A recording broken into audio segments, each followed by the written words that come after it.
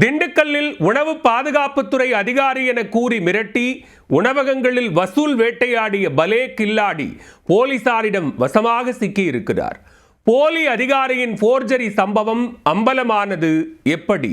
நடிகர் விவேக்கின் இந்த காமெடியை போல சம்பந்தமில்லாமல் பேசி மிரட்டி மார்க்கெட்டில் வசூல் செய்யும் ரவுடியை போல ஹோட்டலாக ஏறி இறங்கி வசூல் வேட்டை நடத்திய போலி உணவு பாதுகாப்புத்துறை அதிகாரி இவர்தான். நாளொன்றுக்கு பல ஆயிரங்களை வசூலித்து சதுரங்க வேட்டையாடிய நபர் போலீசாரிடம் சிக்கியது எப்படி? திண்டுக்கல் மாவட்டம் கோபால்பட்டி அருகே உள்ள கணவாய்ப்பட்டி பகுதியைச் சேர்ந்தவர் 45 வயதான சண்முக சுந்தரம். இவருக்கு திருமணமாகி திண்டுக்கல் GTN சாலை பகுதியில் குடியிருந்து வருகிறார். இவர் பார்ப்பதற்கு பழ வியாபாரியைப் போல் இருந்தாலும் கொஞ்சமும் கூச்சமின்றி தன்னை ஒரு உணவு பாதுகாப்புத்துறை அதிகாரி என காண்போரிடமெல்லாம் கூறி வந்திருக்கிறார். டிப்டாப்பாக உடையணிந்து கொண்டு பழனி, கொடைக்கானல், ஒட்டஞ்சத்திரம், வேடச்சந்தூர், வடமதுரை என அதிகாரி தோரணையில் வலம் வந்த இவர் ஊருக்குள் உள்ள அத்தனை ஓட்டல்களையும் கணக்கெடுத்து விசிட்டடிக்க ஆரம்பித்திருக்கிறார். உணவகத்திற்குள் ஜபர்தஸ்தாக நுழையும் இவர் ஓட்டலில் ஆய்வு நடத்த வந்திருப்பதாக கூறி பெரும் ரகளையில் ஈடுபடுவார். அதன் பின்னர் ஓனரை வரவழைத்து ஓரமாக அழைத்து சென்று பேரம் பேசி ஒரு தொகையை வசூலித்துவிட்டு நடையை கட்டிவிடுவார். வியாபாரம் நடக்கும் நேரத்தில் இந்த பிரச்சனையெல்லாம் எதற்கு என நினைக்கும் ஹோட்டல் உரிமையாளரோ அவர் கேட்கும் பணத்தை கொடுத்து அனுப்பிவிடுவார்கள். இப்படியாக சண்முக சுந்தரம் காட்டில் வசூல் மழை கொட்டி இருக்கிறது.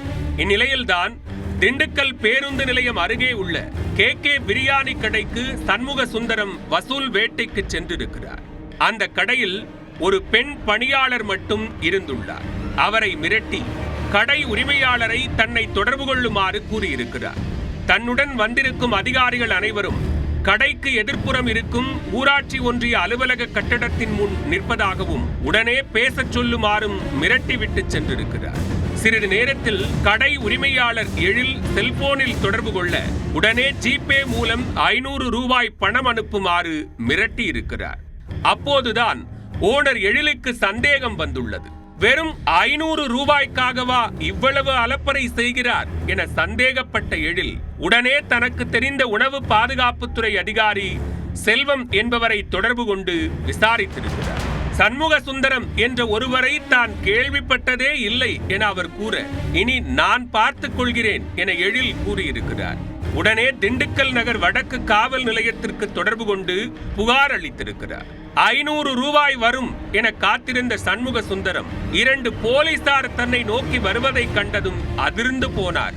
அவரை கைது செய்த போலீசார் கிடுக்குப்பிடி விசாரணையை தொடங்குவதற்கு முன்பே அனைத்து உண்மைகளையும் பூ போல உதிர்த்து விட்டார். சண்முக சுந்தரத்தை 2 பிரிவுகளின் கீழ் வழக்கு பதிவு செய்து போலீசார் சிறையில் அடைத்தனர்.